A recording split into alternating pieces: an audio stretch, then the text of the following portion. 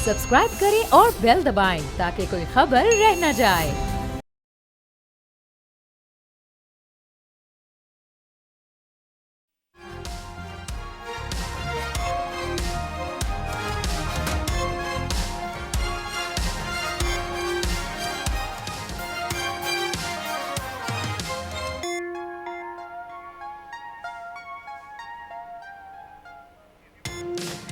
नाज़रीन अस्सलाम वालेकुम।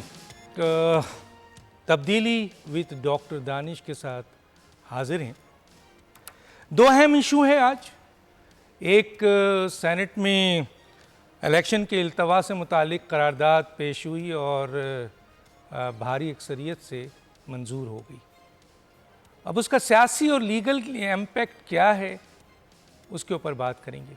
और दूसरा एक अहम तरीन फैसला होना है और वो है तायात नाअहली के ख़िलाफ़। सुप्रीम कोर्ट ने वो फ़ैसला महफूज कर लिया है और वो फ़ैसला किसी भी वक्त आपके सामने आ सकता है। इन इश्यूज़ पे बात करेंगे। हमारे साथ गेस्ट हैं, लेकिन थोड़ी सी बात मैं ज़रूर करना चाहता हूँ जो बहुत ही अहम है आपकी आगाही के लिए कि पाकिस्तान का कॉन्स्टिट्यूशन 280 आर्टिकल पर मुश्तमिल है और 7 शेड्यूल हैं। और पाकिस्तान का आइन सुप्रीम कोर्ट को एक जुरिडिक्शन देता है, हर की एक जुरिडिक्शन है। सुप्रीम कोर्ट की जुरिडिक्शन 175(2) है जो सुप्रीम कोर्ट काम कर सकती है। इसी तरह एग्जेक्टिव यानी हुकूमत की भी एक जुरिडिक्शन है और वो आइन के आर्टिकल 97 उसको देता है। इसी तरह पार्लियामेंट भी उसकी भी एक जुरिडिक्शन होती है। पार्लियामेंट कानून बनाता है, सुप्रीम कोर्ट उस आइन की तशरीह करता है, पार्लियामेंट तरमीम करता है और उसको उसकी आइन का आर्टिकल 238, 239 उसकी इजाज़त देता है। लेकिन पार्लियामेंट कुछ तरामीम नहीं कर सकता। कोई ऐसा कानून, कोई ऐसा आर्टिकल जो आइन का है, अगर उसकी कोई ख़िलाफ़ वर्जी होती है पार्लियामेंट के किसी कानून से या तरमीम से, तो वो सुप्रीम कोर्ट टर्न डाउन कर सकता है। दूसरा ये कि फंडामेंटल राइट्स के ख़िलाफ़ पार्लियामेंट कानून नहीं बना सकता। इस्लामिक प्रोविज़न के ख़िलाफ़ पार्लियामेंट कानून उसके ख़िलाफ़ नहीं जा सकता। इसी तरह बेसिक स्ट्रक्चर है उसके ख़िलाफ़ भी पार्लियामेंट नहीं जा सकता। और इसी तरीके से पर्सन स्पेसिफिक जो कानून होता है वो भी सुप्रीम कोर्ट टर्न डाउन कर देती है। अभी एक केस जो बहुत ही अहम है और वो है 62(1)(f) का सुप्रीम कोर्ट के 5 रुकनी बेंच का फैसला, जिसमें ये तारीख़ी फ़ैसला है एक लिहाज से। कुछ लोग इस फैसले के हवाले से ज़ाहिर उसके ज़द में आए हैं। लोग इसे अनकॉन्स्टिट्यूशनल, अनलॉफुल फैसला कहते हैं, लेकिन फैसला है और जब सुप्रीम कोर्ट फैसला सही दे या गलत दे वो इम्प्लीमेंट होता है और वो भी आइन कहता है 189 के तहत। वो अलग बात है कि उससे बड़ा लार्जर बेंच जो है वो उसको ख़त्म कर सकता है, रिविजिट कर सकता है।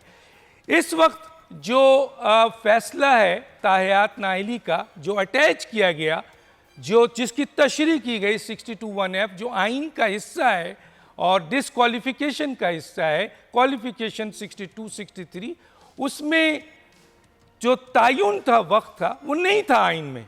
लेकिन जब तशरीह की 5 रुकनी बेंच ने तो उसमें ताहियात नाअहली शामिल कर दी। अब ये ताहियात नाअहली जो शामिल की है ये सही है, ये गलत है, ये ज़ाहिर है मैं मेहमानों तक ले जाऊंगा और इसी को डिस्कस किया जा रहा है सुप्रीम कोर्ट में। उसके बाद पार्लियामेंट ने एक सिंपल मेजॉरिटी से कानून पास किया इलेक्शन एक्ट 2017 में। जब इलेक्शन एक्ट 2017 में कानून पास किया गया तो ये कहा गया, क्योंकि इस पे 2 स्कूल ऑफ थॉट्स आए। सियासी जो वर्कर हैं, सियासी लोग हैं जो कानून और आइन को इतना नहीं समझते हैं, उनकी तरफ से ज़्यादातर, और कुछ आइनी माहिरीन भी इसको कहते हैं कि इलेक्शन एक्ट 2017 में 62(1)(f) को ताहियात नाअहली से 5 साल कर दिया गया। चुनांचे सुप्रीम कोर्ट का वो फैसला जो ताहियात नाअहली का था वो अब ख़त्म हो गया। लेकिन कुछ आइनी माहिरीन का ख्याल है कि ये जो इलेक्शन एक्ट 2017 का कानून बना है ये सुप्रीम कोर्ट के उस फैसले को जो 62(1)(f से तायात नाअहली है ख़त्म नहीं होता है। उसको ख़त्म करने के लिए दो तरीक़े हैं। यहाँ जब ये दो बात आई तो यहाँ पर जो अभी मौजूदा चीफ जस्टिस हैं जस्टिस काजी फाइज़ी साहब, उनकी एक ऑब्जर्वेशन है, उनका एक बयान है कि या तो इलेक्शन एक्ट 2017 एग्जिस्ट करेगा या फिर सुप्रीम कोर्ट का वो फैसला जो 5 रुकनी का था 62(1)(f से ताहयात नाअहली का। चुनांचे इस पर बहस हुई और 3 अहम तरीन केसेस को डिस्कस किया गया। एक जो है वो आपके इसाक खाकवानी साहब के केस है जो शायद 2015 में, जहाँ तक मैं एज ए तालिब इल्म मुझे पता है कि 2015 में ये केस जो है वो आया था और इसमें 7 रुकनी बेंच था। इसका क्या फ़ैसला हुआ मैं अपने मेहमानों से बात करूँगा। दूसरा जो सबसे ज़्यादा डिस्कस हुआ वो समीउल्लाह बल का जो 13 अप्रैल 2018 का केस है जिसमें 5 रुकनी बेंच ने मुत्तफ़िक़ा फ़ैसला दिया कि ताहयात नाअहली होगी जो 62(1)(f के लिहाज से है। तीसरा एक और केस को डिस्कस किया गया वो मुबश्शिर हसन का केस था और उसमें 17 रुकनी बेंच थे जिन्होंने इस ताहयात नाअहली या 62(1)(f से अपने आप को अलग किया। तो ये है हमारे इशूज़, इस पे बात करेंगे। हमारे साथ जो गेस्ट हैं आइए उनका तारुफ कराते हैं। हमारे साथ हैं हसन रज़ा पाशा साहब, chairman executive committee Pakistan bar council. आपका बहुत शुक्रिया सर, आपने हमें ज्वाइन किया।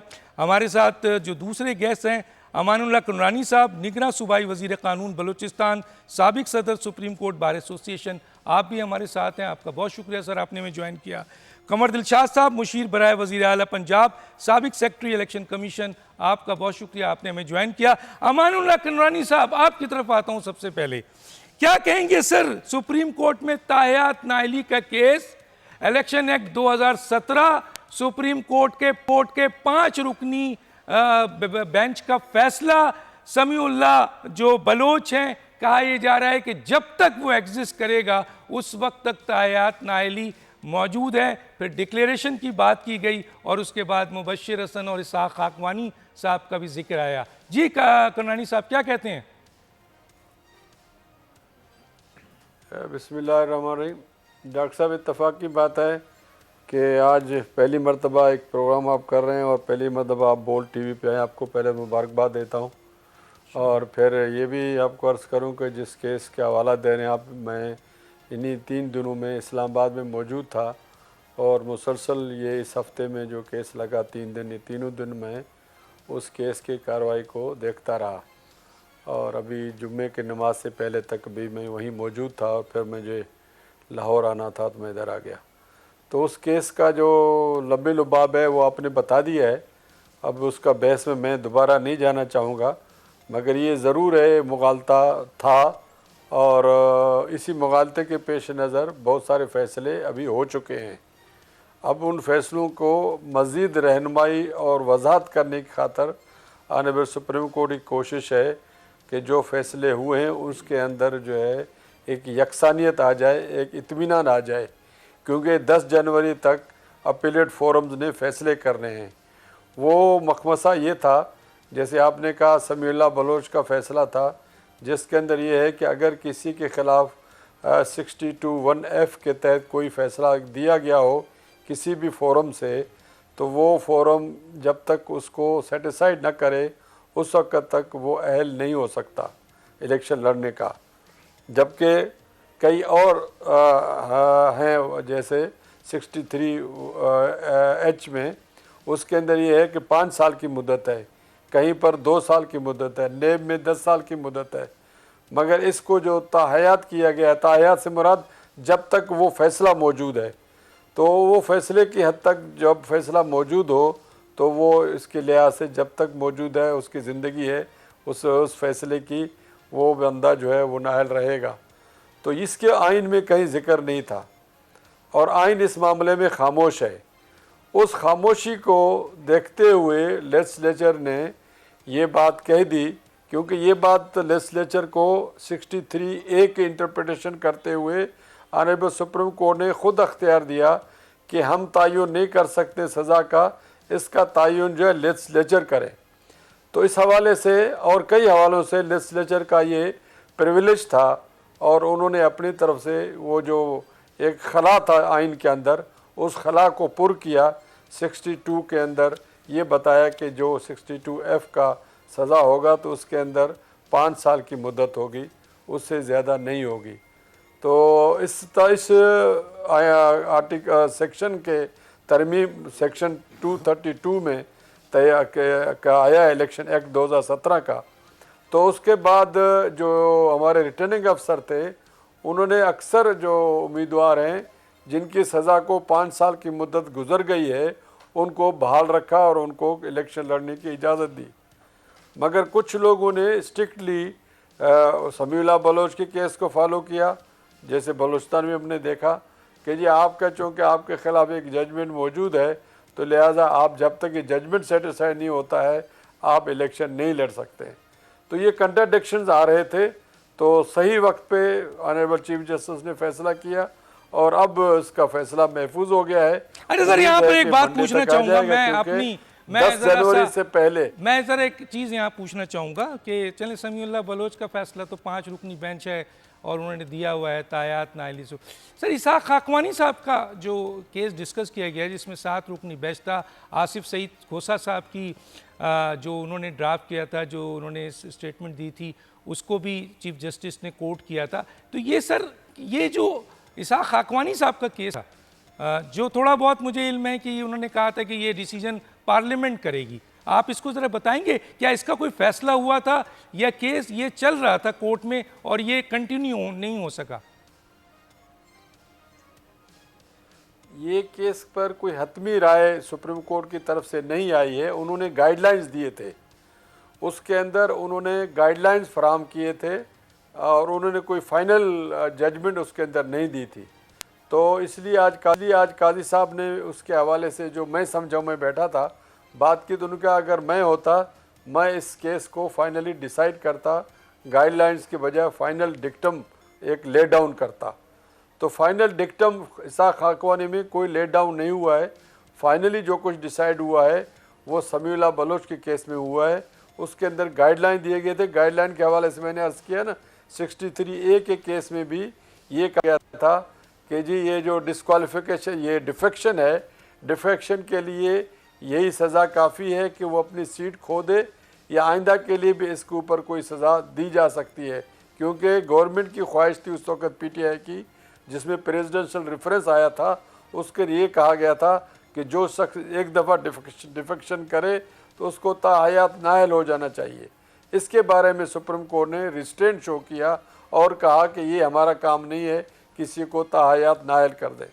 दूसरा बड़ा फैसला जनाब उमर अता बंदियाल साहब ने खुद किया फैसल वापडा के केस में, अपने फैसले की नफ़ी की और फैसल वापडा को ताहयात नाअहली से, जो इस्लामाबाद ने ताहयात नाअहल करार दिया था, उसके अंदर उसको वापस 1 टर्म का नाअहल करके छोड़ दिया और उसने अपना टर्म भी पूरा कर लिया था। ठीक है, सिर्फ आखिरी दिन उनसे इस्तीफा ले लिया। ठीक है, मैंने इस्तीफा दे दिया। मैं आगे चल के बात करूंगा सर, मैं आगे चल के बात करूंगा। जरा हसन रजा पाशा साहब का भी पॉइंट ऑफ व्यू ले लूं। हसन रजा पाशा साहब, बात चल रही थी इलेक्शन एक्ट 2017 जिसमें 5 साल हो गया और सुप्रीम कोर्ट का डिसीजन जो कि 62(1)(f) का हिस्सा हो गया। हमने पहले भी ये गुफ्तगू आपसे की है।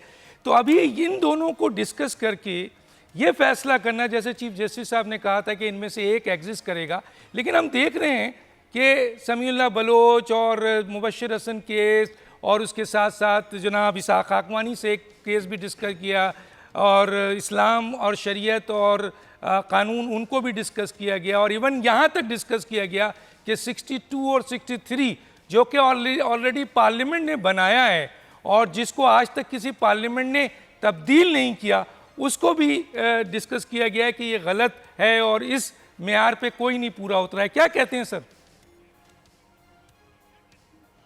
बिस्मिल्लाहिर्रहमानिर्रहीम। डॉक्टर साहब, 62 और 63 पार्लिमान ने नहीं बनाए थे, वो एक आमर ने एक आर्डीनेंस के ज़रिए, जब वो सदर मुमलिकत भी थे और चीफ़ ऑफ आर्मी स्टाफ भी थे, उन्होंने आइन का हिस्सा बनाए। Unfortunately supreme court of Pakistan ने उसको सेविंग क्लास दे दी और वो फिर आइन का मुस्तकिलन हिस्सा इंडोज हो गया कानून। बाद में जब जितनी तरमीम हुई, ख़ास जी जी जी ख़ास तौर पे 18वीं तरमीम में वो आवाज़ आ रही है सर? जी सर, आ रही है, बोलें बोलें। जी, ख़ास तौर पर 18वीं तरमीम में आके अगर पार्टीज चाहती तो शायद इसमें अमेंडमेंट ला सकती थी, लेकिन उस वक्त नून लीग की हुकूमत उन्होंने तस्लीम नहीं किया और बाद में इसी 62(1)(f) का शिकार भी हो गए। तो ये सारी चीज़ें अपनी जगह पे मौजूद हैं। मैं समझता हूँ कि ये मौजूदा चीफ जस्टिस साहब ने 7 रुकनी लार्जर बेंच बना के तो ये सारी एम्बिग्विटीज़ ख़त्म करने के लिए ये शायद ये बनाया है, और यकीनन एक सिमेट्री, एक यकसानियत आएगी। चूँकि देखें, एक केस में नवाज शरीफ साहब भी नायल हुए लाइफ टाइम के लिए, जंगीर तरीन साहब भी, केसरानी साहब भी, बाकी सारे, और फिर उन्हीं को उसी बेंच के एक मुअज़्ज़ज़ जज साहब ने फैसल वावडा साहब का जब केस था तो उसमें ये भी रिमार्क्स दिए कि ये लाइफ टाइम वाला जो है नायली का ये ड्रैकोनियन जो है वो लगता है फैसला, और उसको उन्होंने फिर सिर्फ उनके इस्तीफ़े को काबिल कबूल समझा और इतनी ही उनको सज़ा दी। और फिर एक और मैं एक केस में पेश हुआ था, उसमें 3,000 कनाल, 250 एक कनाल, और फिर एक इस्लामाबाद में मकान का जो किराया है वो कंसीलमेंट थी। और वो मैंने इसी एनालॉजी पे बात की कि जनाब ये देखें, ये तो उसमें तो जो कंसीलमेंट बहुत कम थी, इसमें तो हज़ारों कनाल ज़मीन है। तो उस पे फिर उन्होंने कहा नहीं, पानी पुलों के नीचे से गुजर चुका है काफ़ी, तो अब नए इलेक्शन होने वाले हैं, तो ये नहीं, सॉरी, और वो डिसमिस कर दिया। हालांकि उसकी हम यही चाहते थे कि वो एलिजिबल नहीं है। बहरहाल कुछ यहाँ आके पता चलता है कि कुछ पसंद नापसंद का भी अंसर अपनी जगह पे मौजूद था। अगर आज कुछ लोग ये गिला कर रहे हैं कि पर्सन स्पेसिफिक कानून साजी की गई है इलेक्शन एक्ट 2017 में, तो फिर ये कहने में भी कोई बात नहीं है कि पर्सन स्पेसिफिक फैसले भी किए गए हैं, जो कि 62(1)(f) में लाइफ टाइम नायली का कोई एक लफ्ज़ तक नहीं है, और उसकी तशरीह करते हुए उसको लाइफ टाइम जब नायल करार दिया गया तो कानूनदान ये कहने में भी हक बजानब है कि ये पर्सनल स्पेसिफिक जजमेंट आई है। तो मैं समझता हूँ कि आज सुप्रीम कोर्ट ऑफ पाकिस्तान में बेटर सेंस प्रिवेल कर रही है, और उन्होंने जिस अंदाज में इस मामले को टेक अप किया, वेल इन टाइम, इलेक्शन का मौका है, बहुत सारे लोगों पे नायली की तलवार लटक रही है, तो क्या ही बेहतर हो कि आज ये फैसला आ जाए और एक लाइन ड्रा हो जाए कि ये जब होगा तो इतनी।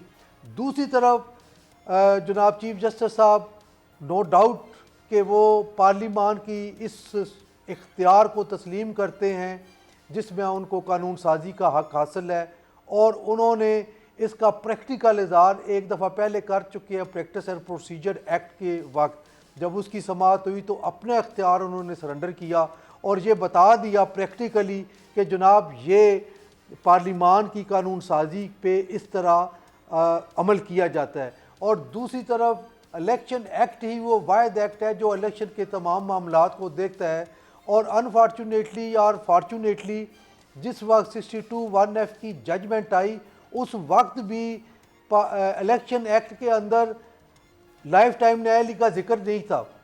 तो पार्लिमान ने अपना इख्तियार इस्तेमाल करते हुए वो उसमें 232। अरे सर, यहाँ एक सवाल इंटरप्ट करूंगा सर, एक सवाल है, आपका पॉइंट ऑफ व्यू लेना चाहता हूँ। जाहिर है सर, पाकिस्तान बार काउंसिल्स के आप चेयरमैन हैं सर उसके, और बहुत बड़ी बॉडी है सर। क्या आप ये मानते हैं कि पर्सन स्पेसिफिक कानून पार्लियामेंट बना सकता है?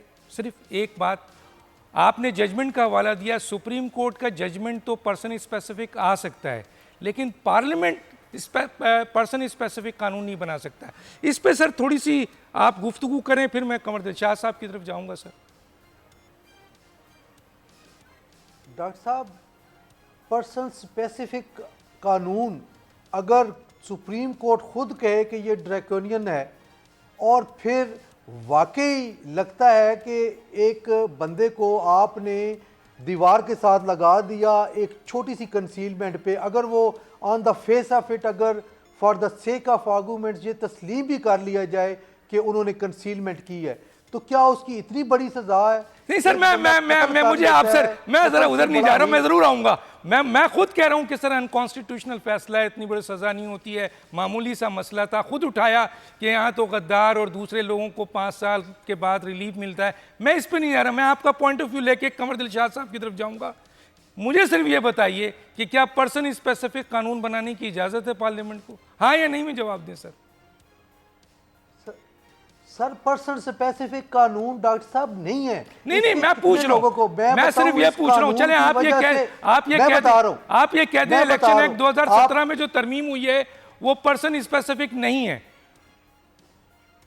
नहीं सर, मेरी पूरी बात सुनेंगे। नहीं, फिर मैं सुनूंगा तो मैं बाद में सुनूंगा सर, मैं बाद में सुनूंगा। मुझे ब्रेक के लिए कहा जा रहा है, क्योंकि मैं ब्रेक के लिए कहा जा रहा है। कमर दिलशाद मेरे साथ हैं, मुझे सिर्फ ये हाँ या नहीं में जवाब दीजिए कि क्या पर्सन स्पेसिफिक कानून पार्लियामेंट बना सकती है?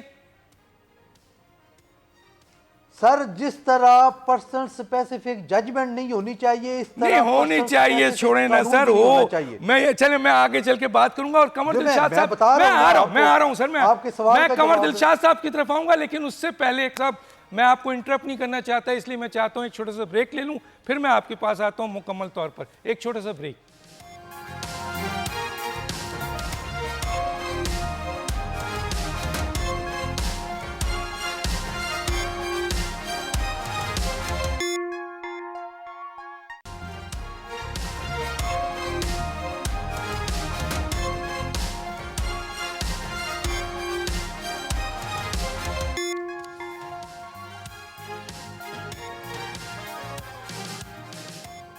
वेलकम बैक जी। कमर दिलशाद साहब आपकी तरफ आता हूँ। कमर दिलशाद साहब, दोनों आपने बड़े ज़बरदस्त, हमारे उस्ताद हैं, आपके लीगल एक्सपर्ट्स हैं, कॉन्स्टिट्यूशनल एक्सपर्ट्स हैं, उनकी राय सुनिए। क्या कहते हैं सर तायात नाइली पे पहले आता हूँ।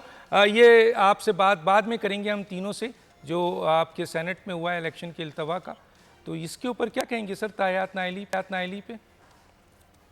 जनाब, सबसे पहले है बात यह है, किसी के हवाले से मिस्टर ईमानुल्लाह करनानी ने भी बात की है, हसन रज़ा पाशा साहब ने बात भी की है। तो इनको साथ को बात को आगे बढ़ाने से पहले मैं ये गुजारिश करूंगा कि आपके ही प्रोग्राम में हमने साबिक चीफ जस्टिस इफ्तिखार चौधरी से लेकर उमर बदियाल, साकिब निसार, जस्टिस गुलजार, सासर सईद खोसा, हमने शदीद तनकीद की उनके रिमार्क्स पर, उनके फैसले पर। आप भी गवाह हैं और हसन रज़ा पाशा साहब भी गवाह हैं, और जनाब मिस्टर ईमानुल्लाह करनानी भी हमारे प्रोग्राम में होते थे शरीक। तो हमारा एक ही पॉइंट ऑफ व्यू होता था कि जजेस हजरात को अपने रिवाज देते वक्त बड़े मोहतात रवैया अख्तियार करना चाहिए। अब सबसे पहली बात, ठीक है कि आपके आइन में आर्टिकल 62(1)(f) में ताहयात का कोई जिक्र नहीं है, और इसी तरह आर्टिकल 63(1) है। उसके साथ साथ हम ये भी देख रहे हैं कि आपके प्रोग्राम में हमने ये बताया कि जनाब ये 8वीं अमेंडमेंट में हुआ, उसको फिर आगे तसलसल को रखते हुए ये 17वीं अमेंडमेंट में चला गया, और 17वीं अमेंडमेंट के बाद ये फिर 18वीं अमेंडमेंट में भी इसको एंडोर्स कर दिया गया पूरी पार्लियामेंट 2/3 मेजॉरिटी में, और उसमें ये सब चीजें शामिल थी 62(1)(f) और तमाम चीजें। अब इसके साथ साथ 27 जुलाई 2017 को जो पूरा बेंच ने, 5 रुकनी बेंच ने, जिसके सरबराह जो थे वो आसिफ सईद खोसा साहब थे, उन्होंने एक ताहयात नाहिल करार दी बाज़ शख्सियात को। अब उसके बाद आप ये देखेंगे 2017 के बाद जब 2024 में आ गया, तो अब इसको आप गाइड करने के लिए अखबारात में इश्तिहार देते हैं कि जनाब बहुत बड़ा एक लार्जर बेंच बैठ रहा है, पाकिस्तान का मसला नंबर 1 है, और हम 2 जनवरी को फैसला करेंगे। जनाब शेड्यूल जारी हो चुका, इंतखाबात की आमद हो रही है 8 फरवरी को, और आप अखबारात में इश्तिहार दे रहे हैं कि हमने 2 जनवरी को फैसला करना है। ये कौन सा कौम का मसला था?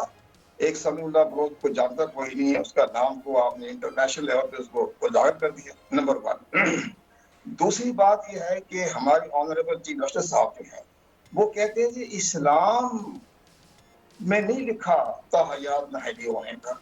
तो आप इस्लाम के बारे में फतवा देने से पहले जो हमारे मुफ्ती आजम हैं, तकी उस्मानी साहब हैं, तहर अशरफी साहब हैं, मौलाना मुफ्ती मनीब रहमान साहब हैं, बड़ी बड़ी शख्सियात हैं, आप उनसे पूछें।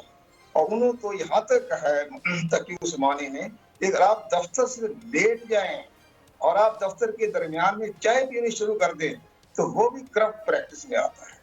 तो ये आप कहते हैं जी इस्लाम में कहाँ लिखा है नाहिल होना, और आप साथ ये भी फरमा रहे हैं कि अल्लाह ताला माफ कर देता है।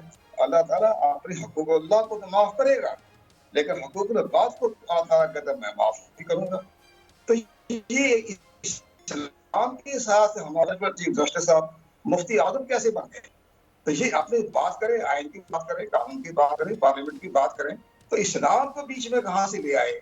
हकूक़ुल्लाह हकूक़ को तो ला रहे हैं, तो हकूक़ुल्लाह तो ठीक है माफ करना, लेकिन हकूक़ बात ज्यादती हुई है मैं माफ नहीं करूंगा।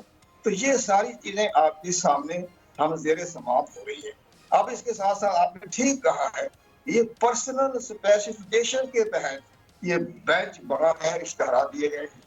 तो ये चीजें आप ठीक है, आपके पास ताकत है और आपकी ताकत के जोर से आप अपने सारा कॉन्स्टिट्यूशन बदल दें। अब वो हमारे एक ऑनरेबल इतनी शदीद आपके प्रोग्राम में उमरता बंदियार के फैसले को हमने चैलेंज आपके सामने कहा था कि उन्होंने कहा कि वोट आप तहरीक जो 63(1) के तहत आप अपना वोट कास्ट कर सकते हैं तहरीक एतमाद में, लेकिन कास्ट तो कर सकते, काउंट नहीं होगा, गिनती नहीं होगा। हमने आपके प्रोग्राम में कहा कि जनाब ये तो आइन को सबोताज करने का एक सिलसिला शुरू हो चुका है, और जबकि 2 ऑनरेबल जजों ने उसको कहा कि आइन की रीड्राफ्टिंग है, बड़े ऑनरेबल जज से बड़ा शदीद उन्होंने रिएक्शन दिया। तो इसी तरह के हमारे मौजूदा मामले में देखते कहते हैं जी इस्लाम में तो लिखा ही नहीं है नाइल होना। इस्लाम में तो जो कोई झूठ बोलता है वो क़यामत तक वो शख्स जो है उसको माफ नहीं किया जा सकता। इस्लाम में रसूल पाक सल्लल्लाहु अलैहि वसल्लम ने फरमाया कि जो झूठ बोलेगा उसको कोई ताकत कोई चीज को माफ नहीं की जाएगी। झूठ बोलने वाला तो नाकाबिल माफी है, जिसके लिए हकायत को छिपाना, झूठ बोलना, ये सारी बातें करना, वही हमारा आर्टिकल 62(1)(f) है। और आर्टिकल 62(1)(f) जो है वो आर्टिकल 2A से मुंसलिक है, यानी करारदाद मकासद के साथ मुंसलिक है। करारदाद मकासद में लिखा हाकिमियत अल्लाह ताला की, लेकिन जो दिया जाएगा इक़्तिदार वो दिया जाएगा। अरे सर एक चीज की तरह मुझे एक चीज की आप भी तस्दीक कर दें। वैसे तो बिल्कुल सही का आइन का आर्टिकल 2A भी है, 227 भी है, जिसमें कुरान और सुन्ना के खिलाफ कुछ नहीं जा सकता। यहाँ तो सूद का बड़ा सिलसिला चल रहा है। मुझे ये बताएं कि अगर वो जजमेंट जो तायात नाहिली पर्सन स्पेसिफिक है जो दी गई, अगर उसे हटाई जाएगी तो वो भी तो पर्सन स्पेसिफिक होगी। सर क्या कहेंगे कंवर दिलशाद साहब? बस आपके पास सर 40 सेकंड है, फिर मैं आगे आऊंगा। ये जो आपने मैं बताता हूँ आर्टिकल माने तो हमारा इलेक्शन एक्ट 2017 का जो सेक्शन 232 की गई है, उस वक्त तरमीम की जबकि कौमी असम्बली अपनी आखिरी सांस ले रही थी। वो अगस्त में तरमीम की गई, एक रात में 55 तरमीमें की गई, एक रात में 55 तरमीमें की गई, ठीक उसमें शामिल किया गया था। तो वो भी एक जाती वफादात थे, पर्सनल स्पेसिफिक है।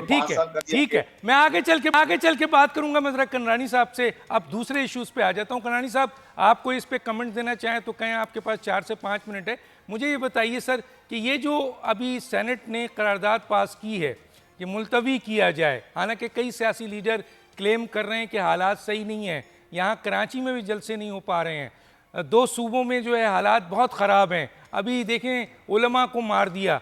तो इस सूरत हाल के लिहाज से अगर इलेक्शन वाकई 2-3 महीने आगे चला जाए तो क्या हो जाएगा, और ये जो करारदाद है इसका कोई लीगल या सियासी इम्पैक्ट क्या होगा? सर 4 मिनट है आपके पास सर। गुजारिश ये है, पहले तो मैं थोड़ा सा मुझे अदब से, क्योंकि कंवर दिलशाद साहब मेरे बहुत प्यारे दोस्त भाई कुलीग हैं, तो मैं उनकी बात की नफ़ी नहीं करता हूँ, मगर उन्होंने जो नाम लेके मोहतरम जनाब काजी फाइज ईसा साहब का नाम लिया है, मैं कहता हूँ ये उनके साथ ज़्यादती की है। क्योंकि जिस हद तक कुरान और सुन्नत को और अमल के लिहाज से काजी साहब जिस मकाम पर हैं, एज ए चीफ जस्टिस नहीं, एज ए पर्सन, शायद उनको करीब से नहीं देखा हो, मैं ज़ाती तौर पर उनको जानता हूँ, चूँकि बलूचिस्तान से उनका ताल्लुक़ है। और इंतहाई मुत्तकी, परहेज़गार, मोमिन इंसान हैं, बहुत ही डाउन टू अर्थ इंसान है। इस्लाम का इल्म भी उसके पास बहुत है। उन्होंने इस्लाम के बारे में कुछ नहीं कहा। उन्होंने, मैं बैठा था तीनों दिन, उन्होंने ये कहा कि एक फ़र्द वाहिद ने ये आर्टिकल 62 मैनिफेस्ट किया है। जैसे हसन रज़ा पाशा साहब ने कहा, ये किसी पार्लियामेंट ने नहीं बना है, ये किसी उलमा के काउंसिल ने नहीं बना है, ये मुफ्तियों ने बैठ के उसको ये मशवरा नहीं दिया था, उसको पता नहीं कहाँ से अलाम आया और कहता है जो अमीन है, जो सच्चा है, जो ईमानदार है, वो मेंबर ऑफ पार्लियामेंट बनेगा। तो सबसे पहले अगर ईमानदार और सच्चाई की बात थी, कोई मर गया इंसान, मैं उसके बारे में कुछ नहीं कहूँगा, मगर एक लफ्ज़ सिर्फ कमर दिलशाद साहब को याद दिलाऊँगा कि उसने खाना काबा में कहा था कि 90 दिन के अंदर इलेक्शन कराऊँगा, और 90 दिन 11 साल तक मोहित हो गए। तो एक ही झूठ काफ़ी है उसके अमीन और सादिक होने को मिटाने के लिए। उस शख्स के अमीन और सादिक को आज आप कुरान और हदीस से मिला रहे हैं, नौज़बिल्ला। इससे ज़्यादा कुरान और हदीस की तज़दीक नहीं हो सकती जिस तरह आइन में किया गया है। अगर काजी साहब ने उसकी तरफ इशारा किया, उसका कतई मतलब नहीं है कि उन्होंने इस्लाम को फॉलो नहीं किया, वो तो बार बार ये कह रहे हैं। आप इधर आ जाए सर, जरा सा टाइम नहीं है सर, जरा इस पे और उस पर खड़े हो जाए। इस पे तो नहीं, मैं कमेंट ये करूंगा, ये जो सेनेट की करारदाद है, देखे सेनेट एक पार्लियामान का सबसे बड़ा इदारा है, ऐवान बाला है, और उसका जो चेयर कर रहा था सेनेट का चेयरमैन है, और जो खुद भी कैंडिडेट है नेशनल असम्बली का, प्रोविंशियल असम्बली का। और उसके अंदर ऐवान अगर एक करारदाद पास करती है लीगली तो उसकी कोई बाइंडिंग नहीं है, मगर एक करारदाद बेसिकली है। अब वो इलेक्शन कमीशन की जिम्मेदारी है, वो उसको कितना वेट देता है या नहीं देता है, हालात तकाजे क्या है, वो election commission, law enforcing agencies ये आपस में कम्युनिकेशन करेंगे और देखेंगे क्या बेहतर होता है। बाकी इलेक्शन कराना आईनी जिम्मेदारी है, और 8 फरवरी का दिन मुकर्रर है। अभी तक गवर्नमेंट ने कोई ऐसा फैसला नहीं किया है। सर मैं आपसे एक सवाल आपसे कर लेता हूं। सर एक सवाल आपसे कर लेता हूं। ने उसको अपोज किया है, अपोज किया। एक सवाल आपसे कर लेता हूं। ने उधर बैठकर उसको अपोज किया। चलें सर, एक सवाल कर लूं, क्योंकि इसमें तमाम सियासी जमातें शामिल हैं। जो सेनेट का करारदाद आई है उसमें तमाम सियासी जमातें शामिल हैं। मैं सर ये पूछना चाहता हूं, क्योंकि आप लॉ मिनिस्टर भी हैं, बलूचिस्तान से आपका ताल्लुक़ भी है, गवर्नमेंट का हिस्सा भी है, लेकिन सर आप क्या समझते हैं कि ये फैसला करना आइनी और कानूनी तौर पर सिर्फ इलेक्शन कमीशन का है कि वो ये देखे कि अगर हालात ऐसे हैं तो इलेक्शन आगे कर सकता है, या ये फैसला सुप्रीम कोर्ट करेगा? क्या कहेंगे सर इस पर ज़रा जल्दी से सर। ये फैसला बिल्कुल कतई तौर पर इलेक्शन कमीशन का है। Free, fair and transparent election कराना विदाउट एनी इन्फ्लुएंस, उसमें लफ्ज़ है, कोई इन्फ्लुएंस नहीं करेगा, इवन हुकूमत भी नहीं करेगी, सुप्रीम कोर्ट भी नहीं करेगी। बस ठीक है, अगर सुप्रीम कोर्ट करेगी तो इंटरफेरेंस है, ये डायकोटोमी ऑफ पावर के खिलाफ है। ये बहुत और ये बहुत जबरदस्त बात कर दी आपने सर, नहीं दी है, बहुत जबरदस्त बात कर दी, कंसेंसस हुआ है, ये बड़ी जबरदस्त बात कर दी सर आपने। इस पॉइंट को मैंने आपकी इस स्टेटमेंट को मैंने रिकॉर्ड कर लिया खुद भी। जी हसन रज़ा पाशा साहब क्या कहते हैं इसके ऊपर आप?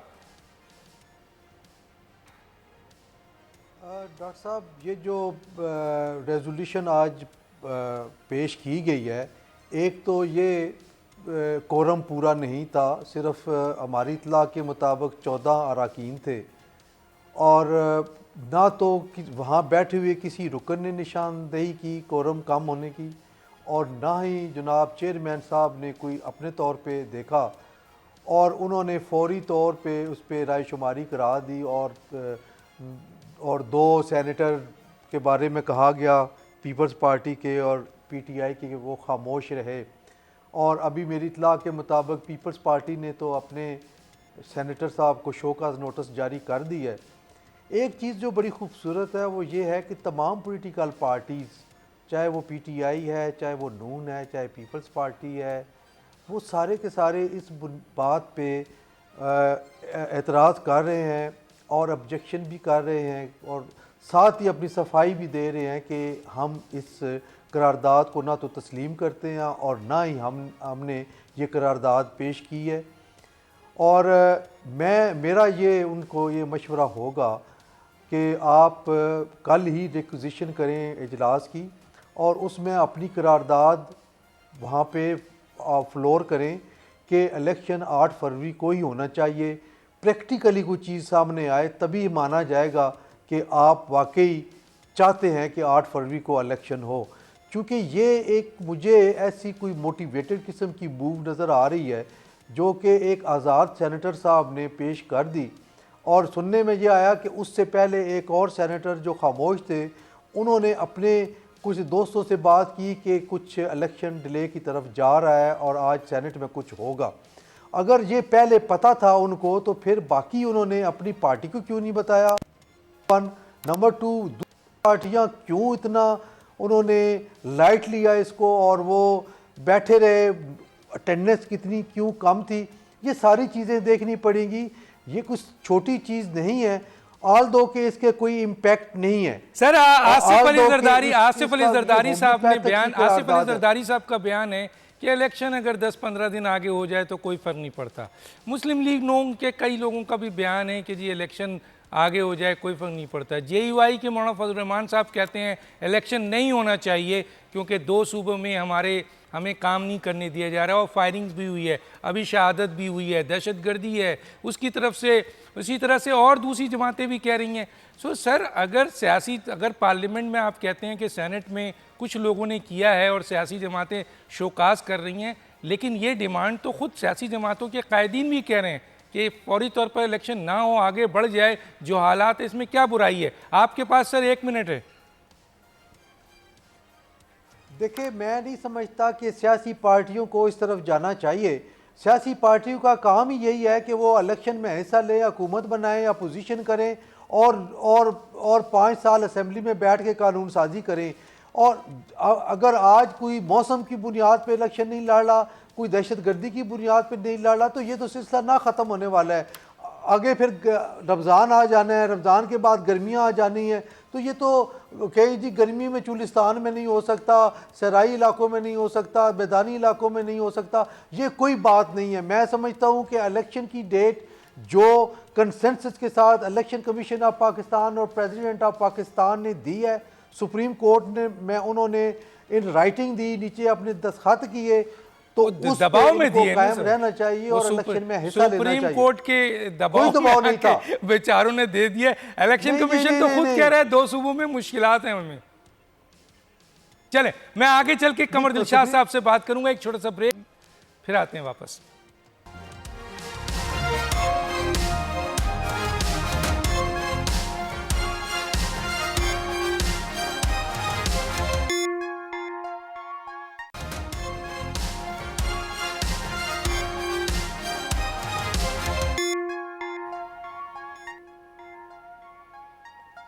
वेलकम बैक जी। कमर दिलशाद साहब, आपकी तरफ आता हूँ। हसन रज़ा पाशा साहब से भी और अमानुल्लाह साहब करानी साहब से भी कुछ लूँगा कमेंट्स। सर, ये ज़्यादा ज़रूरी है कि इलेक्शन 8 फरवरी को हो, या ये ज़्यादा ज़रूरी है यानी वक्त पे हों, या ये ज़्यादा ज़रूरी है कि इलेक्शन साफ़ और शफाफ हो, पुरअमन हो, आवाम की भी मुकम्मल पार्टिसिपेशन हो और सियासी जमातों की भी मुकम्मल पार्टिसिपेशन हो? जी कमर दिलशाद साहब। जनाब, सबसे पहले तो मैं अपने दोस्त मोहतरम ईमानदार शाकुर सच की खिदमत में गुजारिश करूंगा कि मेरे काजी ईसा साहब से हमारे ज़ाती ताल्लुकात थे, और काजी ईसा मरहूम जो थे उन्होंने एक बार शनूर खान जो वेस्ट पास गवर्नर थे, हमने इकट्ठे कई दफ़ा लंच भी किया है, और अतरबिल्ला के वालिद नसरुल्लाह जो थे उनके प्रिंसिपल सेक्रेटरी थे, हम इकट्ठे बैठ के हम लंच करते थे। हमारे इस खानदान से बड़े गहरे ताल्लुकात है। बेगम काजी ईसा से बड़े अच्छे में उन्होंने कई दफ़ा अपने डिनर दिए जब मैं इलेक्शन कमीशनर था कोटे में।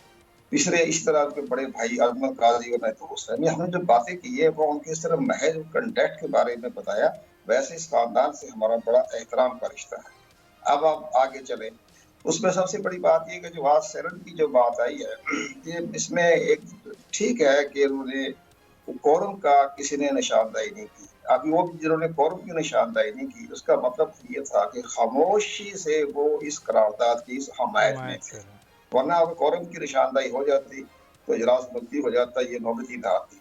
अब जहाँ तक एक अवान बाला है, जैसे कि इमामुल्लाह करानी साहब ने फरमाया कि वाकई ईवान बाला है और कौमी असम्बली अवान ज़री है। अब कौमी असम्बली के छोड़कर वो तहरीर हो गई है। इस वक्त सबसे बड़ा पॉलिसी साद इदारा जो है वो सेनेट है, और इससे इसकी करारदाद की अहमियत देखें। इसकी सदारत फरमा रहे हैं अपने मोहतरम जो है सादिक सदरानी साहब, चेयरमैन सेनेट, जो एक्टिंग सदर भी बनते हैं बाद दफा। ये बड़ी अहम करारदाद थी, जिसमें कि चेयरमैन मौजूद रहे, चेयरमैन सेनेट। अगर इसी तरह की कोई कंट्रोवर्शियल करारदाद आती रजा रब्बानी साहब को, तो वो किसी तरह नाराज होकर चले जाते, जैसे उनकी पुरानी आदत है, जब भी कोई कंट्रोवर्शियल तो माया हुए चले गए। लेकिन यहाँ वो सादिक सजरानी से बैठे रहे। अब ये करारदाद आ गई। अब इस करारदाद की रोशनी में हमारी तो नाकिस राय तो यही हो सकती है कि इलेक्शन कमीशन ऑफ पाकिस्तान जो है अपना एक जवाब, एक एमिकेबली जवाब ये दे कि जनाब हमने इंतखाबात 8 फरवरी को करवाने हैं, 25-26 फरवरी तक गवर्नमेंट बन जाएगी और मार्च के पहले हफ्ते में सेनेट का इलेक्शन हो जाएगा। क्योंकि जब ये मार्च के पहले हफ्ते में 52 सेनेटर खाली होंगी तो सेनेट गैर फाल हो जाएगी। तो ये तो बड़े अच्छे तरीके से वो जवाब भी दे सकते हैं। नहीं तो ऑनरेबल चीफ जस्टिस पाकिस्तान जो है वो मुहाफ़िज हैं, तहफ़्फ़ुज़ दिया है, उन्होंने ज़मानत दी है कि 8 फरवरी को इंतखाबात होंगे, तो वो उनको एक रेफर भिजवा दें कि जनाब हमें ये चेयरमैन सेनेट की तरफ से करारदाद आई है, तो हमें आप आर्टिकल 186 के तहत हमें इस पर अपनी राय दे दें, हमें गाइडलाइन दे दें, ताकि इसके बारे में हम कदम उठाएं। नहीं, लेकिन बहरहाल किससे गाइडलाइन मांगे कंवर साहब? इलेक्शन कमीशन की सर क्यों मांगे? नहीं, मेरा एक सवाल है। अभी कंडरानी साहब ने एक बात की है। देखिए सर, इलेक्शन कमीशन एक आज़ाद और खुद मुख्तार इदारा है।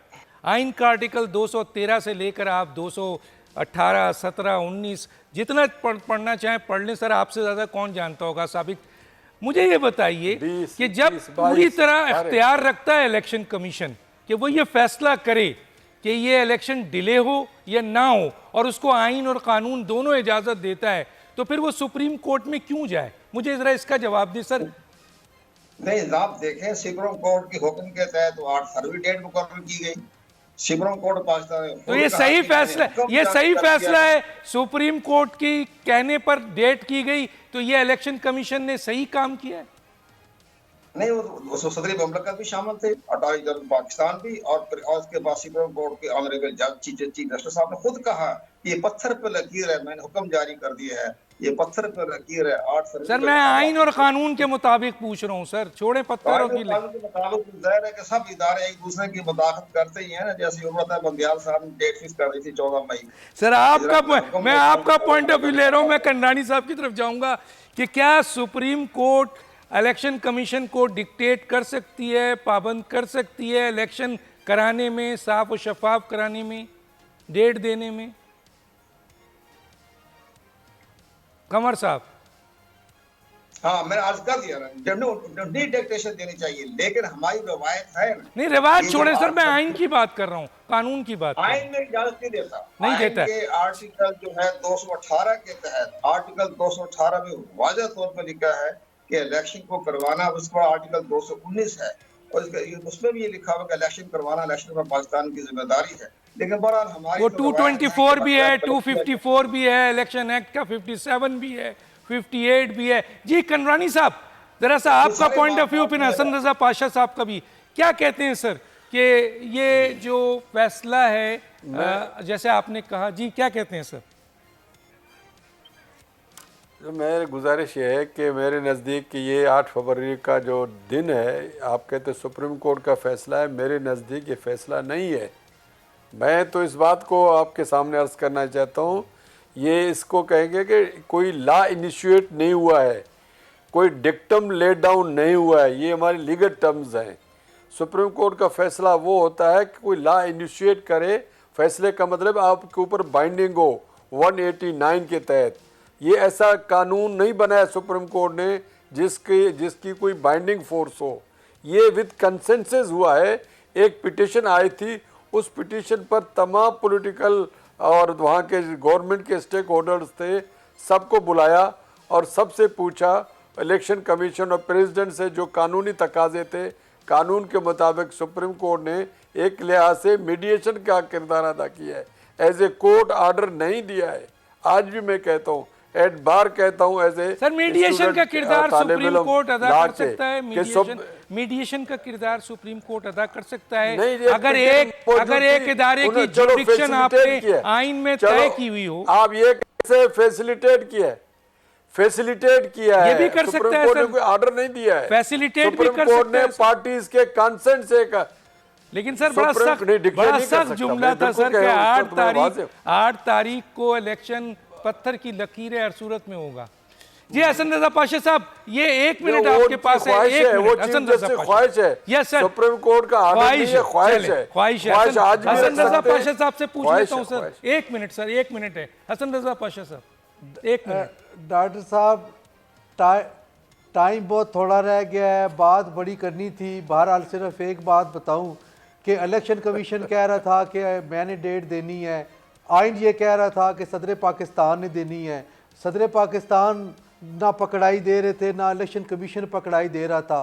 थैंक्स गॉड कि कुछ पिटीशंस पेंडिंग थी इलेक्शन के हवाले से। सुप्रीम कोर्ट ने जब समन किया इलेक्शन कमीशन ऑफ पाकिस्तान आया तो उसने डेट दे दी थी कि ये डेट है, 8 नहीं थी वो, कोई 12-14 थी।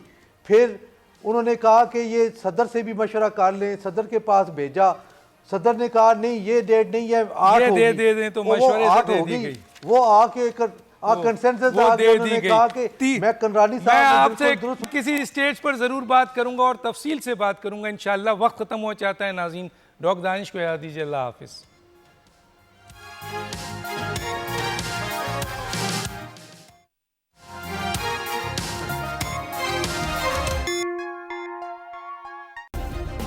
सब्सक्राइब करें और बेल दबाएं ताकि कोई खबर रह न जाए।